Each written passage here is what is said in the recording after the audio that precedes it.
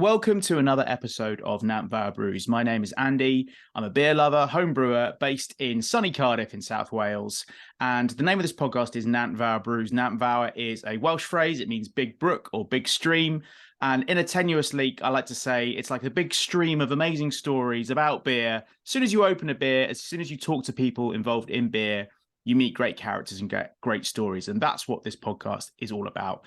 And I'm so happy to have today's guest on because she's someone whose writing I have admired for a long time. She knows her stuff back to front on beer, cider, and the drinks industry, and also audio as well. It's Emma Inch. Emma, how are you?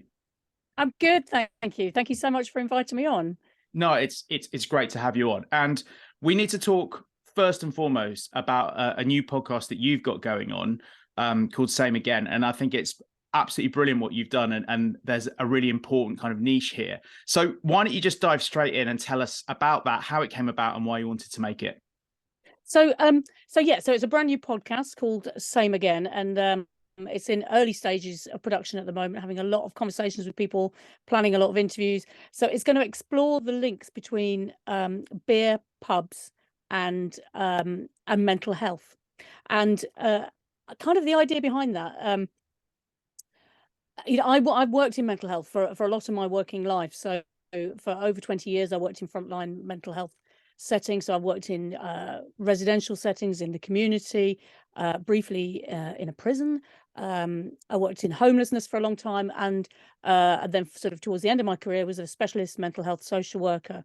I don't practice anymore, but I do still teach and write about mental health through a part-time job at the university. So it's been part of my life for a long time. And you know, when I then started writing about beer around 10 years ago, I kind of, these two sides of my working life felt quite different initially. They felt quite, not necessarily in conflict, but quite different things. And then I suppose gradually those two things have kind of come together and kind of merged. And I think partly COVID, you know, it's affected all of us. It's particularly affected the pub and beer trade. Well, all forms of hospitality have been particularly hit by, you know, not only the restrictions around COVID, but the slowness of people maybe returning to hospitality, plus now the huge financial strain that is put on a number of those places from paying back COVID loans or trying to work within the current situation we're in economically as a country. And I've kind of noticed mental health being talked about a lot more, perhaps on social media or perhaps in kind of forums for discussion and stuff. People are sort of mentioning mental health a lot more. So the idea of the podcast is to kind of look at those links from sort of the links between maybe alcohol and anxiety, thinking about the role that pubs can play in combating loneliness, thinking about what we can do when we feel suicidal, what's the best thing to do, and thinking about some of the initiatives, the really good mental health initiatives that are led by breweries and pubs. And it's for everyone, if you work in the hospitality or beer sector, or if you just enjoy a pint down the local pub, kind of hoping to speak to people within the industry, drinkers, obviously, people who enjoy their beer, and also some experts to give us some real insight into mental health and into this whole kind of area and how things affect each other. Yeah, no, it's such an interesting intersection because when I was planning what I was going to talk to you about, it suddenly hit me, as I'm sure it has you, there's this massive kind of contradiction at the heart of a pub, essentially, where you've got that amazing sense of community, but you've also got what is being served is something that is so dangerous. I mean, you know, I don't like to use that word around beer because I love it, but it is. So, you know, how do we walk the line? How do we get the balance right? I think it is difficult. And, I think particularly for people who work within the industry in pubs or in beer, I think it's, there can be this perceived pressure to drink, and the ease at which drink is available when you work within the industry as well. So it's sort of, it's so easy that it prevents you from drinking in a want of a better word, a mindful way. That's the word that Club Soda use, kind of what drinking in a mindful way, or giving thought to it, a planned kind of, I'm going to drink tonight. It could be sort of an accidental, I didn't mean to. And I think the same can happen for those of us who love pubs and just want to go and hang out there. Yes, there is this there's proven benefits to socializing in pubs. We all noticed the lack of that during COVID. A lot of people who experienced loneliness noticed it more than others. That this kind of really crucial part of a support in society had gone. Yes, of course, there's risks about alcohol, and there is this line to walk when we talk about alcohol. There's lots of information out there about safe levels of drinking. I'm not going to replicate that now, but I think one thing that helps me, as somebody who works in beer, talks about beer, writes about beer most days of the week, and has a couple of beer fridges, and I'm lucky enough to be sent lots of beer as well, and go to events where there's beer sort of freely available. One thing that helps me anyway is the massive growth in recent years in alcohol-free options, and particularly around beer. And I always have a fridge that's got things like Lucky Saint, Mash Gang. There's the Adnams Ghost Ship, the 0.5 Ghost Ship. There's a new one from Wiper and True. They're just really, really good beers. And if people haven't tried the newer kind of tranche of alcohol-free beers, they really should, because if you like the taste of beer like I do, when I'm not going to drink alcohol, I don't want to drink a kid's drink. I don't want to drink a squash or a juice or I don't drink fizzy drinks, Coca-Cola and stuff like that. They're just not my thing. And so I don't want to drink that. I still want to drink beer. I drink beer because I love the taste. I love the way it makes me feel sometimes as well. But if I want to drink, if I want a night off beer, alcohol-free beer is a really good option. And I think more and more that's becoming an option for people, particularly as places are now, there's more options even on draft. And I think draft alcohol-free beer is a real game changer for us all looking after ourselves a little bit more, particularly around our mental health down the pub. Yeah, no, I couldn't agree more. We spoke to Stuart Elkington from Dry Drinker a couple of episodes back, and he was telling us how on the continent they just have a completely different approach to alcohol-free beer because they've had good quality alcohol-free, low and no alcohol beer for years. And he said, people will start their evening with a beer that they really want that has got alcohol in, and then they'll just hit the alcohol-free beers for 2 or 3 rounds. And then they might end on a drink as well. So kind of bookend their evening, but they've only had 2 alcoholic drinks. And I'd never thought of that. It's so genius. Yeah, there's ways of doing it, isn't there, that are like that. When it tastes that good, there are ways of doing it. And I often use it as, particularly working at home, which a lot of people do. At the end of the day, sometimes you want to sort of mark that end of the day, and an easy way to do it is to go and grab a beer. But if you kind of go and grab an alcohol-free beer, that just gives you that space to think, right, I'll drink this. Am I going to drink alcohol tonight? I don't know. It just gives you that kind of rest, that beat to kind of think it through, whether you then want an alcohol-free one next, or whether you are going to have a drink, and to kind of be a bit more thoughtful about the process. I'm sure that wouldn't work for everybody, but that's something that helps me.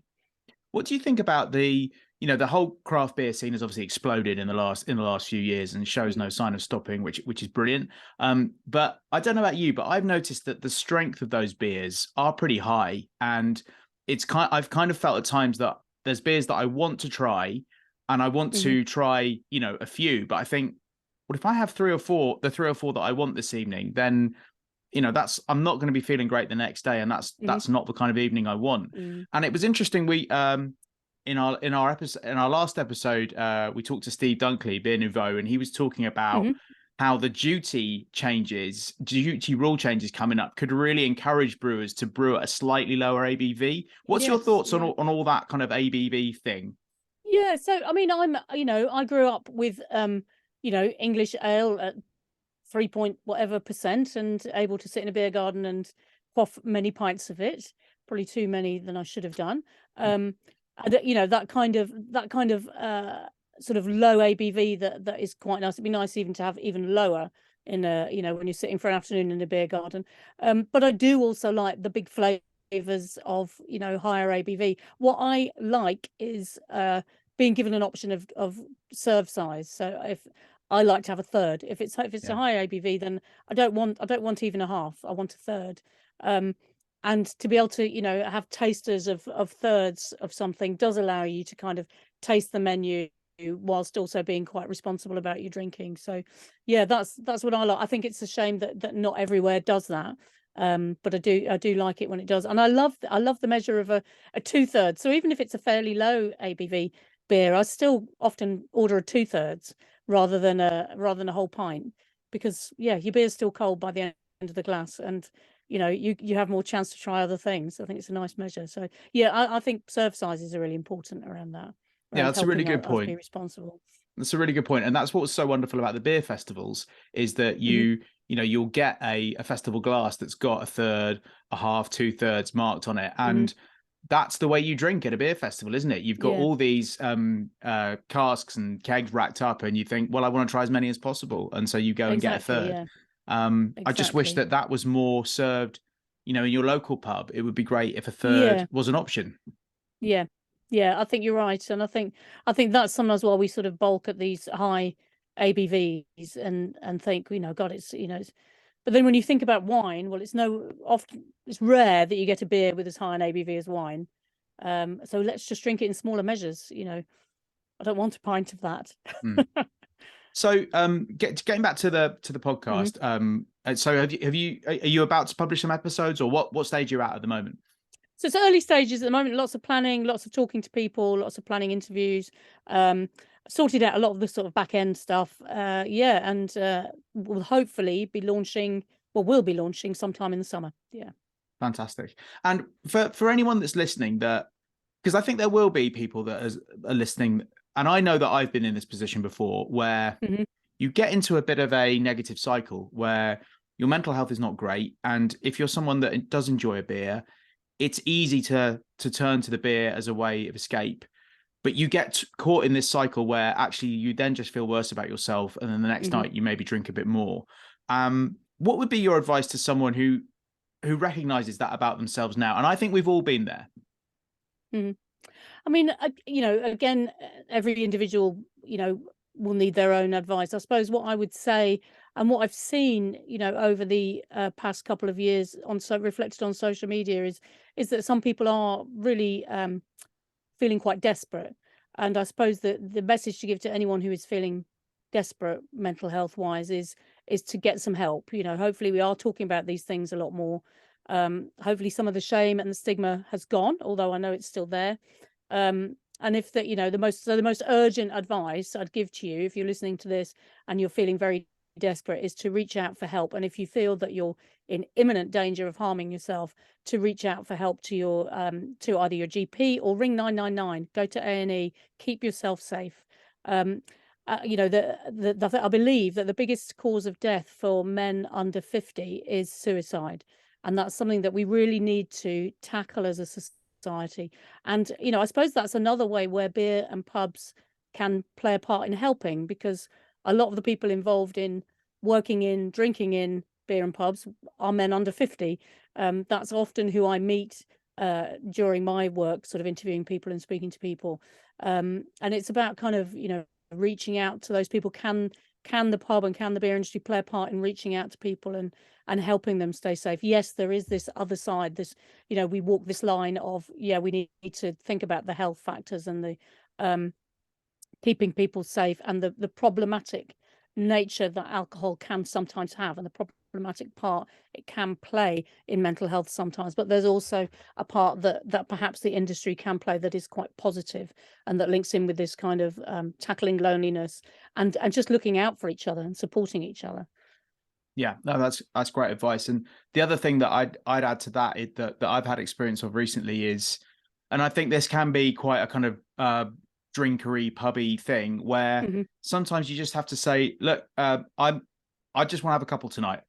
That's it. Hmm. Yeah, I don't want to drink any more than that. And I know, you know, back in student days and where it's hard to kind of be the person that says, actually, I don't want to drink tonight. But I think Hmm. it was something you said at the beginning of the interview where where you can take a bit more of a blended approach. It doesn't have to be binary. It doesn't have to be, I'm either drinking tonight, going for it, or I'm not drinking at all. You can just say, look, 1 or 2's enough for me tonight. And I think the fact that we talk about mental health more is great. But I also think the fact that we break down these taboos of like, oh, I've got to drink till I throw up type of thing. Exactly, get rid of all that and just say, you guys do what you want, but I'm just drinking 1 or 2 tonight. Yeah. And that's where having good alcohol-free options comes in, doesn't it? They've got to be there to support people with making those good decisions. Yeah.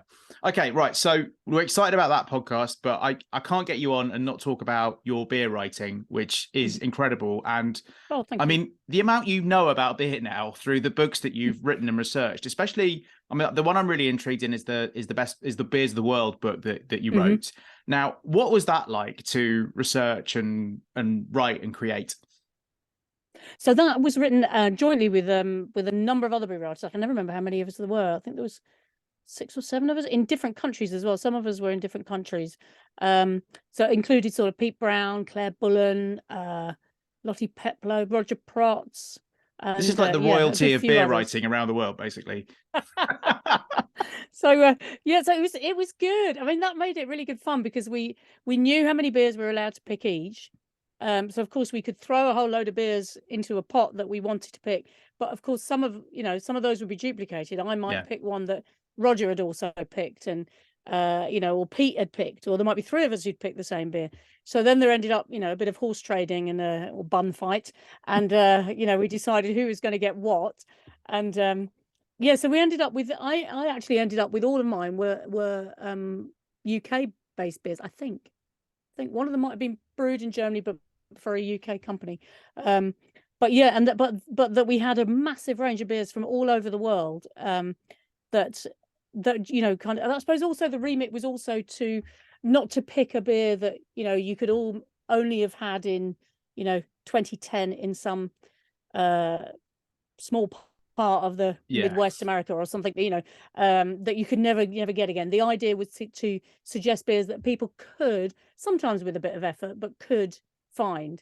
And I think we've done quite a good job of that, really. I think there's a lot of very accessible beers that any beer lover, I think, could pick up the book and at least tick off a few straight away, and then perhaps explore to find the others. But most people should be able to, there'll be a few tricky ones, but most of them are pretty accessible. So that was the remit, and it was good fun. I mean, writing about beer, researching beer is often good fun. Yeah, I can imagine. I mean, that I was going to put you on the spot with the next question, which was linked to that. In that, for people listening, if there were 2 or 3 beers that maybe they haven't tried, that you came across either through your own writing in that book, or anyone else's writing, or just anywhere in your kind of time writing about beer, if there's 2 or 3 beers that you think everyone should try, and yes, you can find them maybe with a bit of work, but they're not, like you said, hidden away in the Midwest and were only brewed in 2010. Are there a couple that come to mind that maybe people haven't tried but could find and they're really worth a go? I mean, my local beer, and the beer, that if I ever walk into a place and it's on the bar, I will always have a pint of, Harvey's Sussex Best. I think that's an interesting beer. It can be a family brewers sometimes get overlooked in the kind of bundle to be new and different. That beer is something else, really, brewed in a very traditional way. Also has a very unusual kind of note to it, from sort of a Bretty type yeast. It's not actually Brett, it's a different type of yeast that's within the brewery, brewed in open fermenters. I mean, it's just beautiful brewery and beautiful beer. I think on draft it's only served within, I can't remember whether it's 80 miles of the brewery or something. Usually there's a limit. I can't remember what the limit is, but you can get it in London. I think it's normally on in the Harp in Covent Garden, I think. But you can get it in a few places in London, and all over the place down here in Brighton. So that's a fantastic beer. In terms of some of my, I didn't get to write about that one in the book, actually, because I can't remember who had that one in the end. It might have been Johnny Garrett who had that. I can't remember now. Somebody else had that. It's a nice A beer backup to that's your opinion, though, that someone else picked it. You're like, yes, absolutely, I'm right yes, about this yes. beer.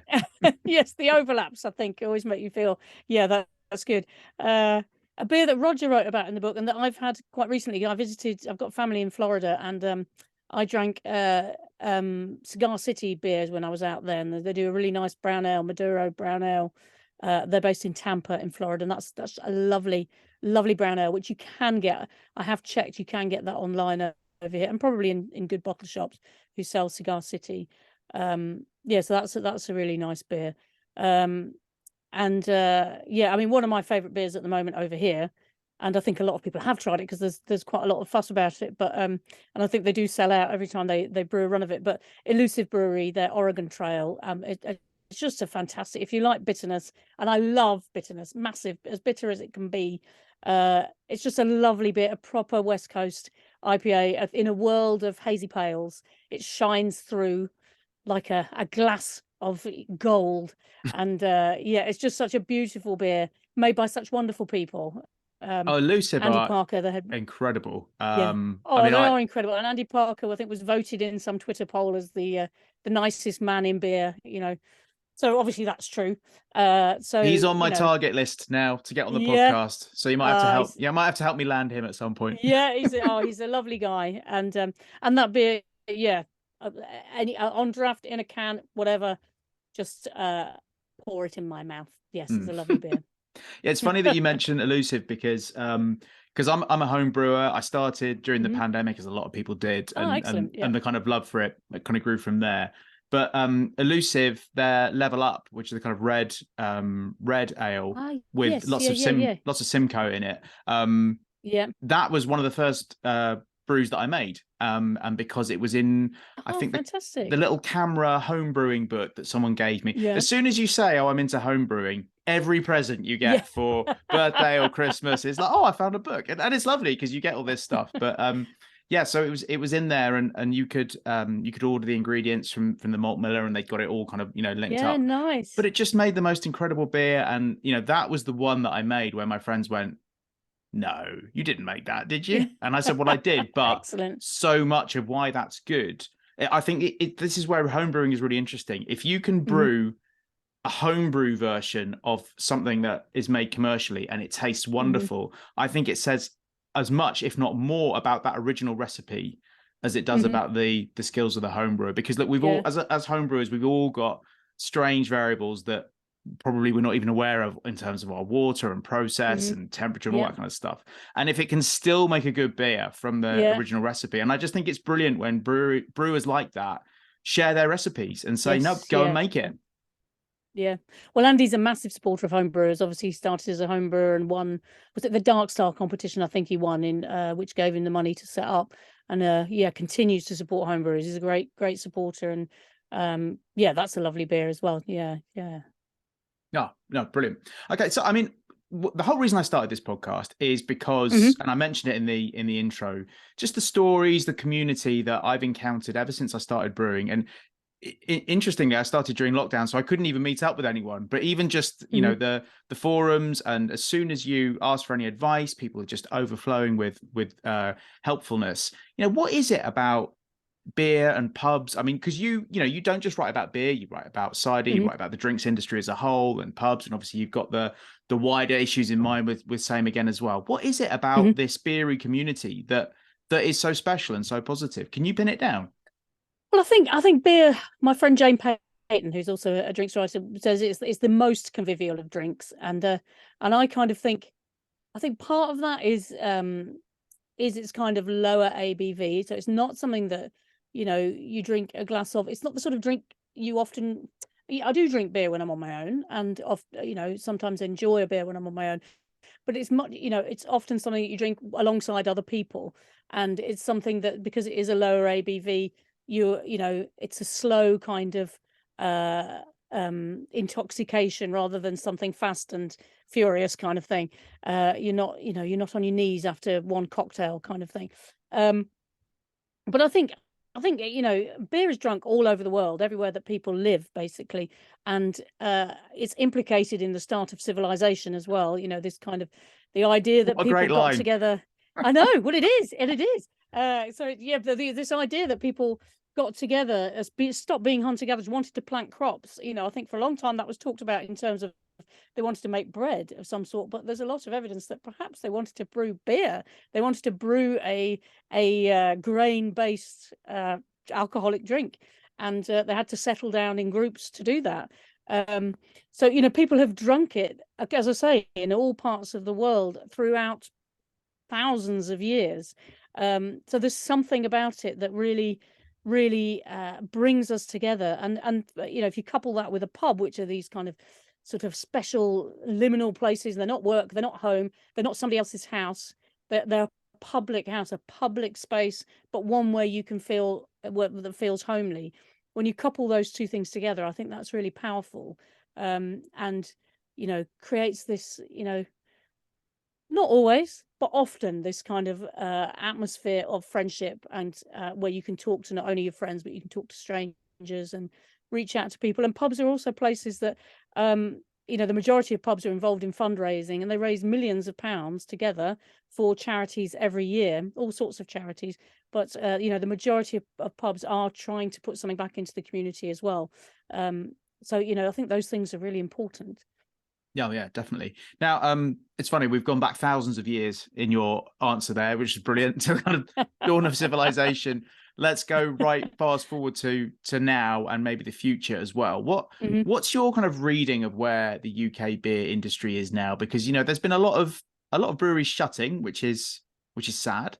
But then also there seems to be this incredibly vibrant scene. So I live in Cardiff. I'd be interested to know what it's like in Brighton at the moment, but I suspect it's the same, where there are new breweries popping up, and a lot of them are tiny, and you see them moving premises like every 2 or 3 years as they get bigger, and some choose not to because they just want to stay at that level where they can experiment. But so I kind of find myself going, well, is it worrying or is it healthy? I'm not quite sure. What's your opinion? I think for some people, obviously, it's a bad year, and it's going to continue to be a bad year. You spoke about Steve Dunkley earlier, and he's keeping a bleak reading record of the breweries that have closed in 2023. I believe he kept one. I don't know if it was for the whole of 2022, but he kept a really good list then as well. So he's got, and he's also sort of trying to sort of keep a record of the reasons people are giving for their brewery closing, which is often financial pressures. It's often, it's got this, we've got this this hangover from COVID, where everyone was sort of, not making the progress they hoped they'd make. So any kind of loans people had, or any plans for growth that people had, were all put on hold. Plus, people may have had to take some loans, which they're now having to pay back. Plus, we've got this massive hike in energy prices, which is going to affect breweries really, really badly. Plus, they're affecting everybody else. Anybody who buys beer is also being affected by these financial pressures. So we've all got less money in our pocket and less money to put over a bar, for example. So I think that side, there is some bleakness there, and there is, I think some breweries, some businesses are really going to struggle. That's pubs and breweries alike. I think on the other hand, you're right. There is some kind of, I think SIBA sort of mentioned there were some sort of indications of some kind of hope, that there were some, there are some new breweries opening. I hear of new venues opening in Brighton.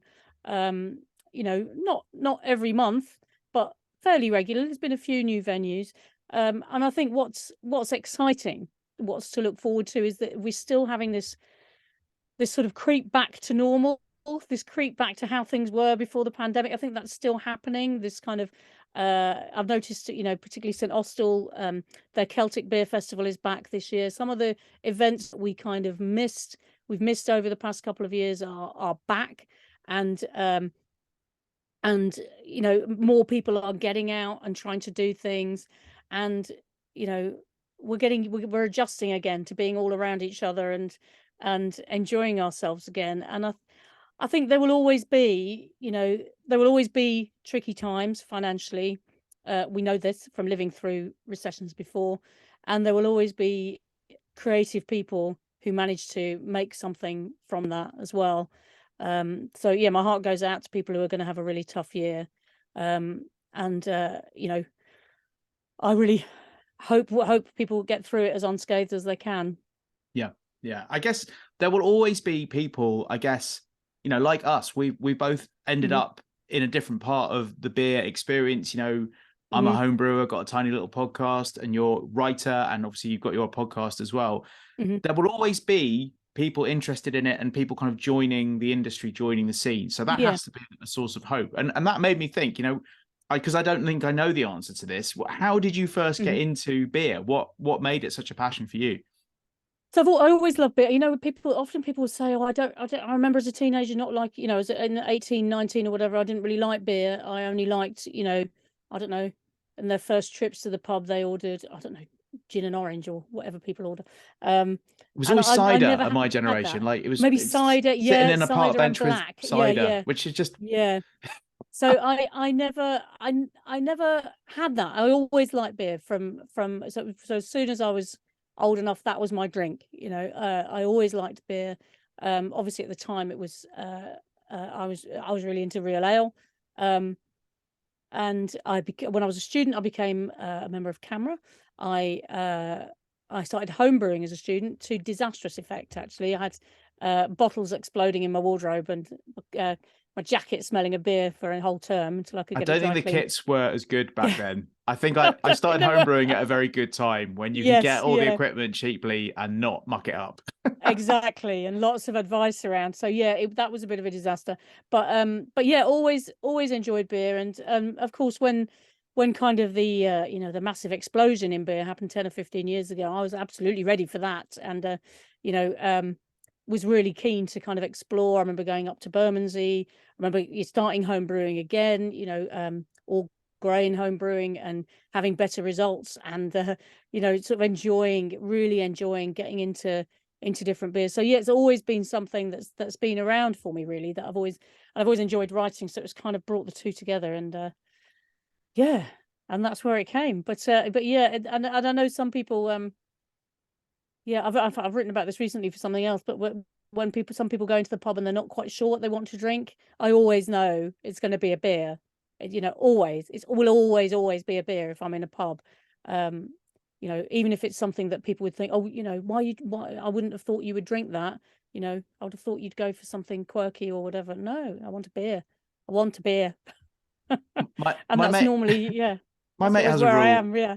My mate has a rule which I Hmm. quite like, where he'll go into wherever he is in the world, he'll go into a bar Mm. or a pub, and he'll look for what the oldest person is drinking, and he'll Okay. have that.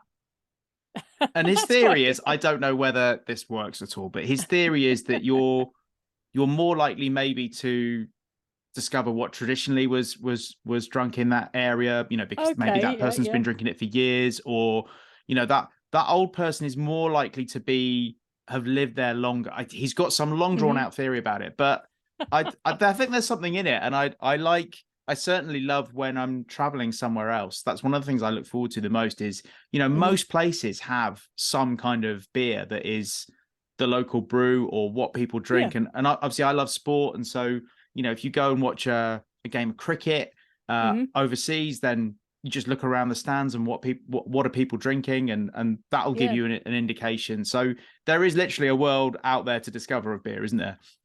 Absolutely. Absolutely. And even if it's a mainstream lager, that there is nothing better than a mainstream lager watching sport.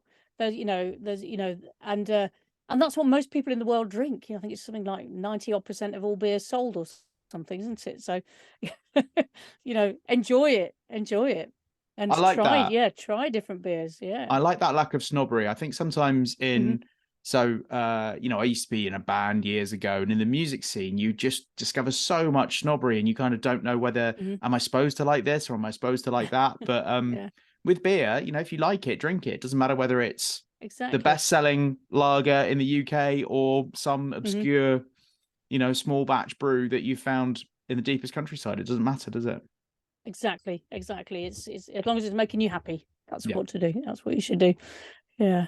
Great. Well, look, this has been a fantastic interview. Thank you so much for joining me on the podcast. No, it's a pleasure. Tell us just before you go where we can go to find out more about Same Again to make sure we're up to date. So if you follow me on Twitter, so I'm at Ferment Radio. That's where I do most of my hanging out. The podcast at the moment is on Podbean, so it's same again, /Podbean, or it could be the other way around. But there's only a holding trailer there at the moment. And in future you'll be able to get it on any platform that you subscribe to. So the best place to find out about it is to follow me on Twitter at Ferment Radio, or check out my website, which is fermentationonline.com. Brilliant. And thank you so much for all the stories and insights you've shared. It's been absolutely brilliant. No and problem. Go on and get yourself a pint of Harvey's now to go and enjoy for the afternoon. Thanks so much for joining us, Emma. All the best. Bye.